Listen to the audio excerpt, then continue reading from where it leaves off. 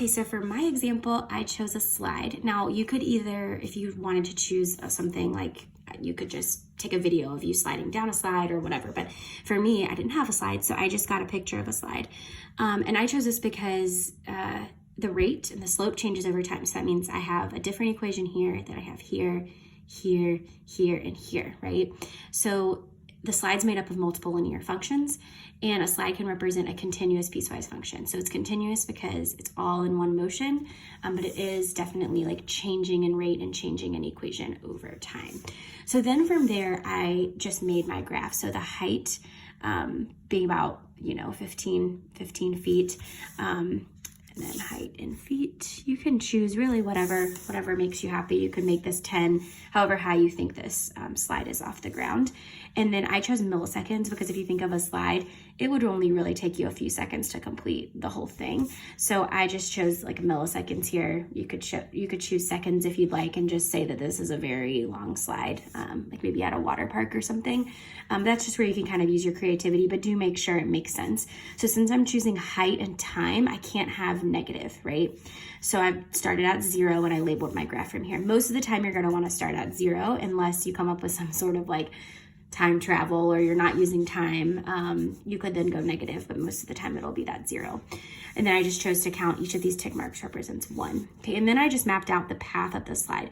So this is where you can kind of use your flexibility and sort of what makes sense in your head. So I noticed that the slide starts out flat. So I made my line here, then it slopes down a lot at first, and then it sort of flattens off for a while. Then it starts to get a little straighter, and then it goes straight down for you to get off of the slide. And really this should probably be down here. I'm gonna change this because it's bothering me. This is not a point.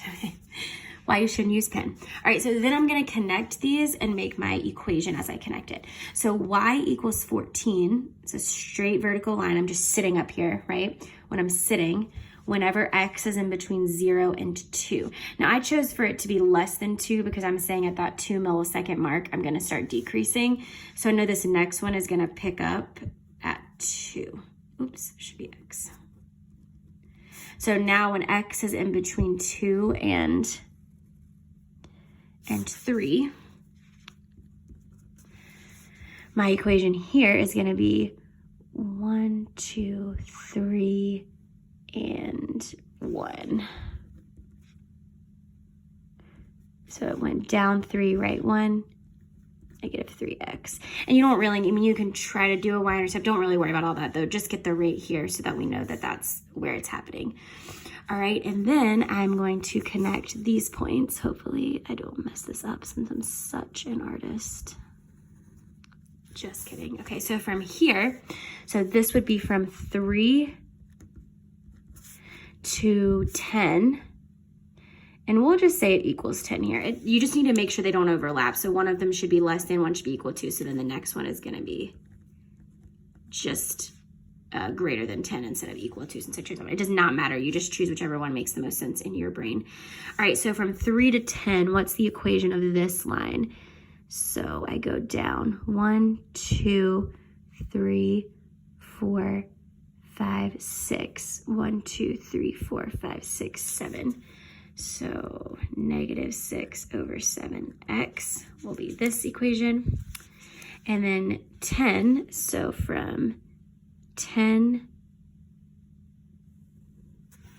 oh, sort of looks like the same line there, doesn't it? We're gonna just pretend that that's a separate line. From 10 to 13, it is 1, 2, 3, 1, 2, 3. So negative 1x, negative 3 over 3 from here to here. And then it drops straight down from, what is this? When x is 11, 12, when x is 13, oops, let me get on here. When x equals 13, excuse me.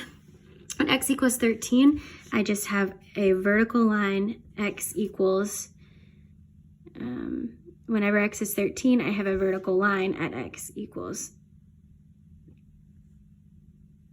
13. Yep, and that would makes sense there. That's about close. Now it's going to be a little off because you're not including the y-intercepts here, but that's okay. Just to get the idea that like x equals 13 from here to here, just so I can sort of see where your mind's at for that.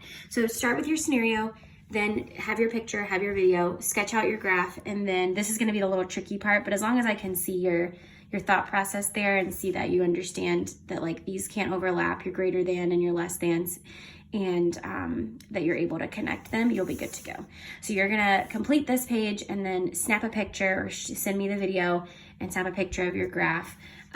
You can just, if you wanna just print all of this out or do it on a separate sheet of paper, just snap a pic and email it to me or upload it to Google Classroom. All right, good luck.